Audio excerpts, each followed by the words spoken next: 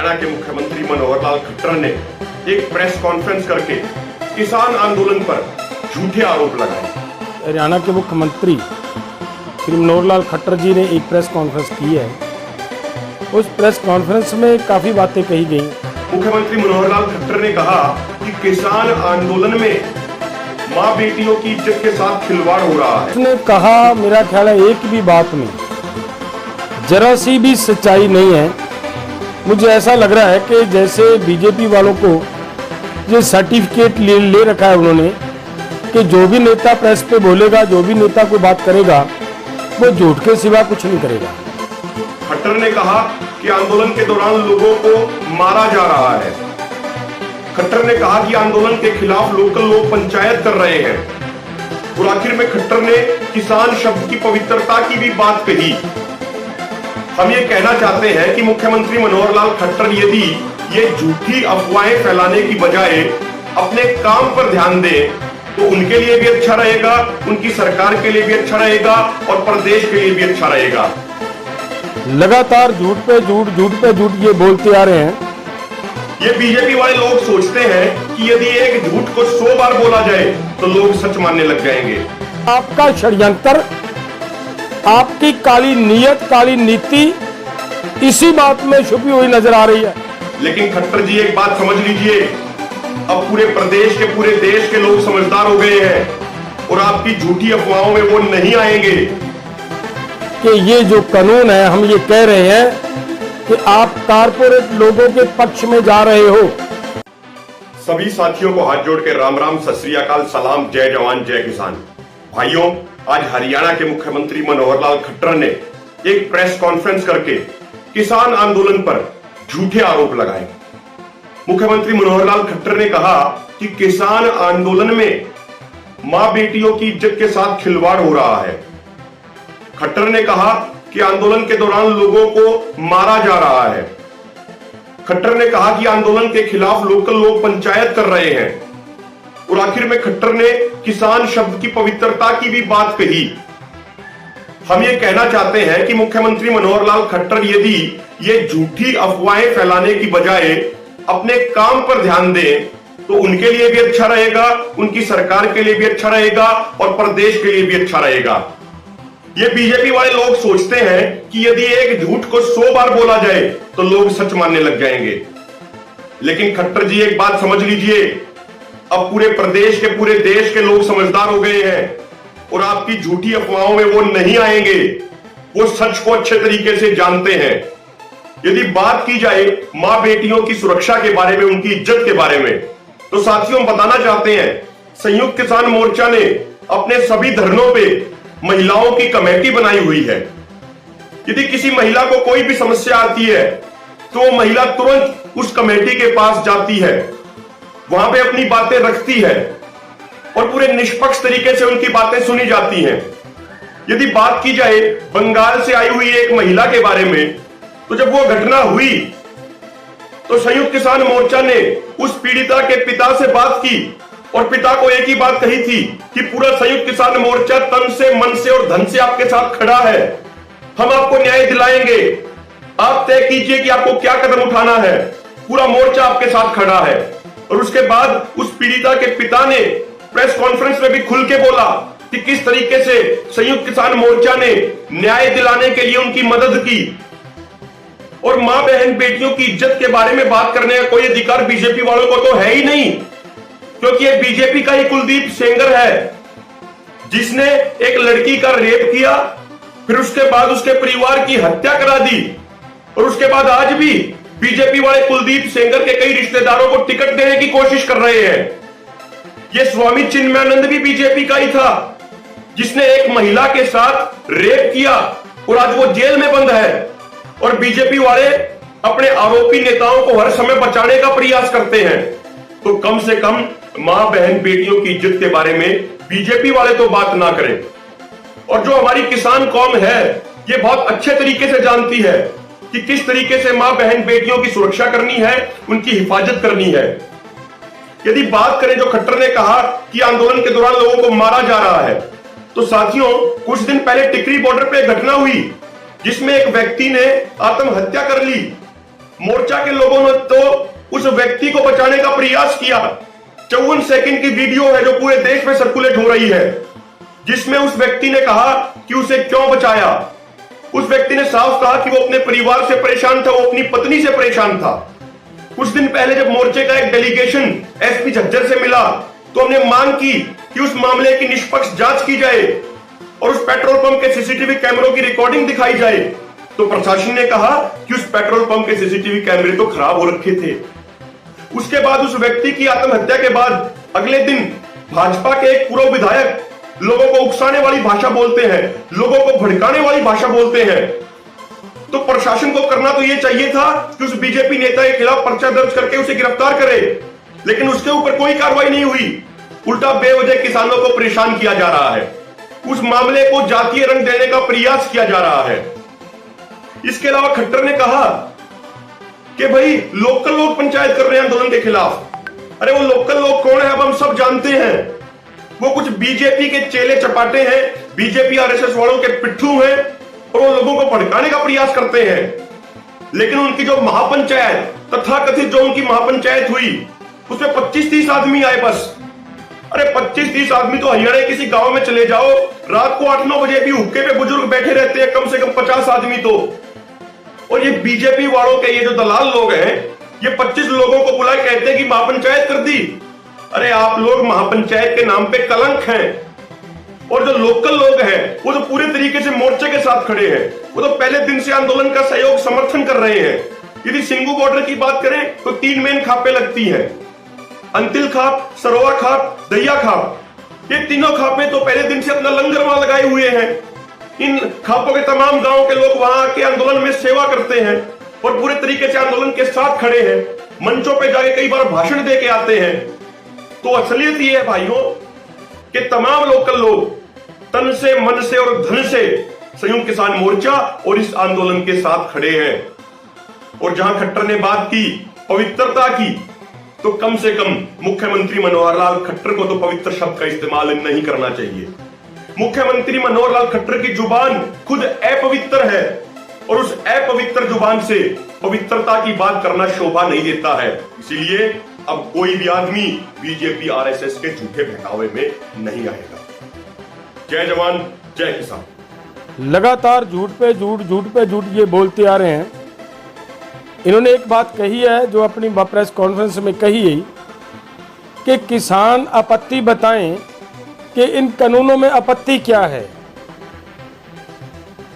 मैं ये पूछना चाहता हूं माननीय मुख्यमंत्री जी से कि 11 बार बैठकें हुई हैं सरकार के साथ। जिस दिन तीसरी बैठक हो रही थी उस दिन एक एक इशू पर, एक एक बिंदु पे बात हुई है।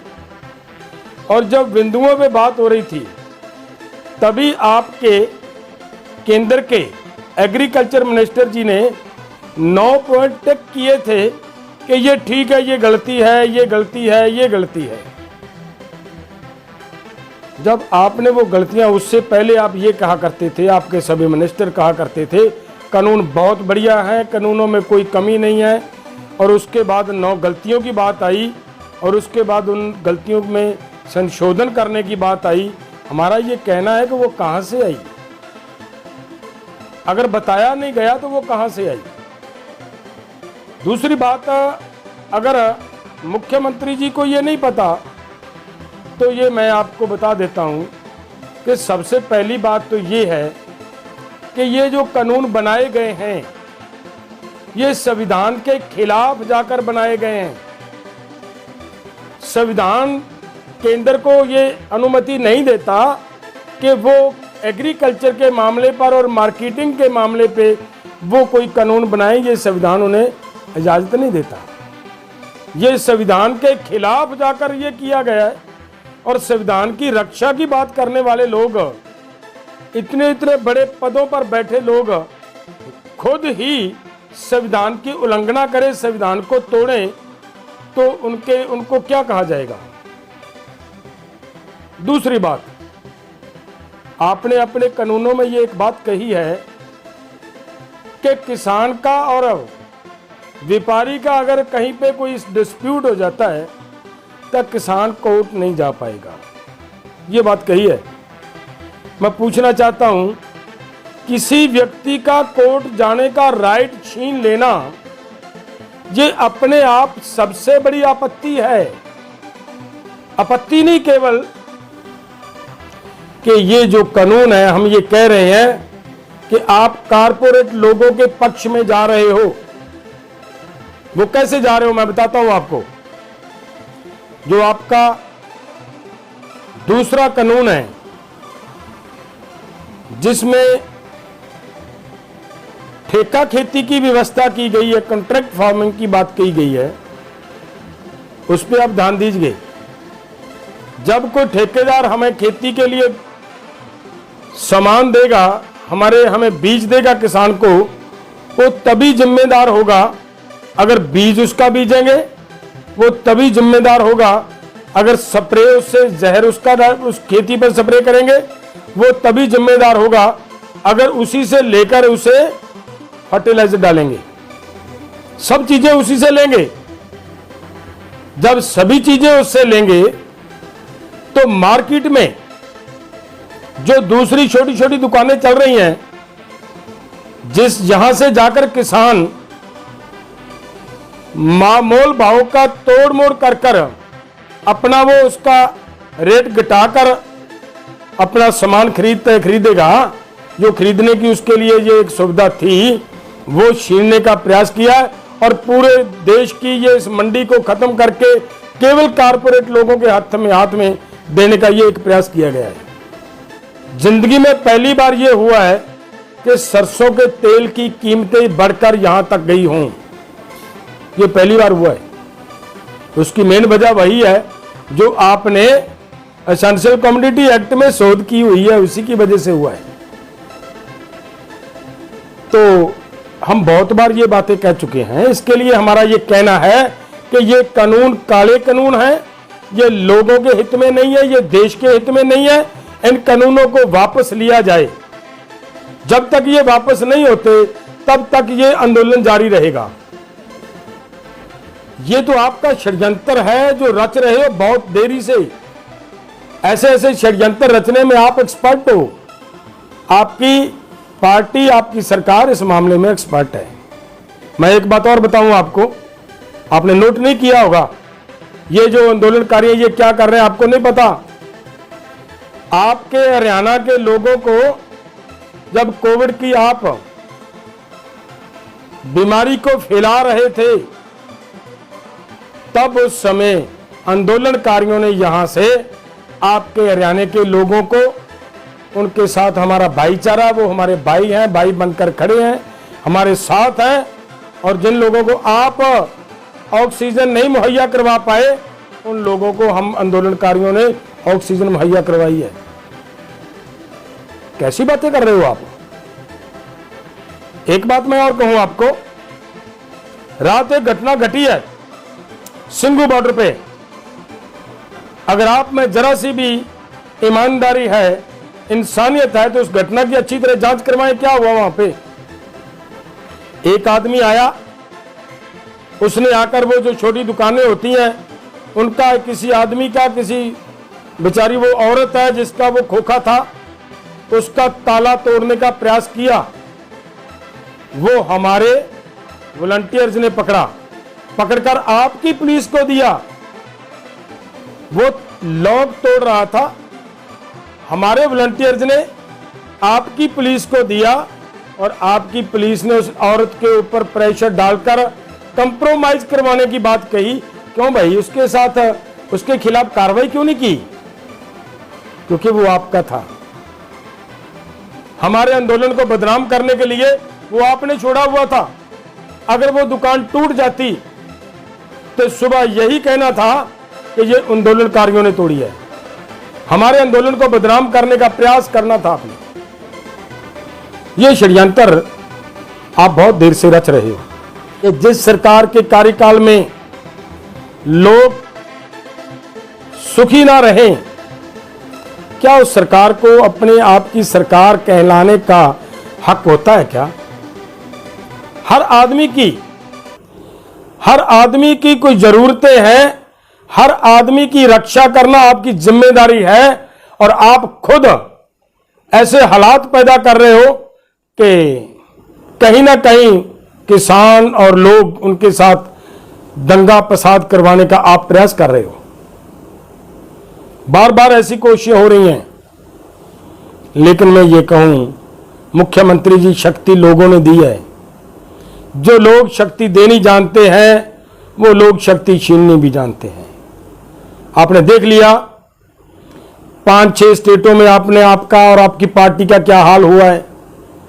अगर ऐसे ही आप चलते रहोगे, आने वाले समय में और भी बहुत सारी सजा भुगतनी पड़ेगी आपको और आपकी पार्टी को। तो मैं देश के किसानों को ये निवेदन करना चाहता हूं कि भाइयों, इनका ये षड्यंत्र है, हमें हमारे भाइयों से लड़ाना चाहते हैं। हमें पूरे संयम से काम लेना है, समझदारी से काम लेना है, ताकि कहीं पे भी हम भड़काहट में आकर कोई ऐसा काम ना कर बैठें जिससे इन लोगों को हमारे आंदोलन को खिलाफ करने का कोई मौका मिले। दल तो हमारे भाई हैं, हमारे सहयोगी हैं, ना हमारा दलितों के खिलाफ के सिवा सर सकता है, ना दलितों का हमारे सिवा सर सकता है। हम एक दूसरे के पूरक हैं और पूरक बनकर रहेंगे, यही हमारा कहना है। जय जवान जय किसान, वाहिगुरु जी का खालसा, वाहिगुरु जी की फतेह।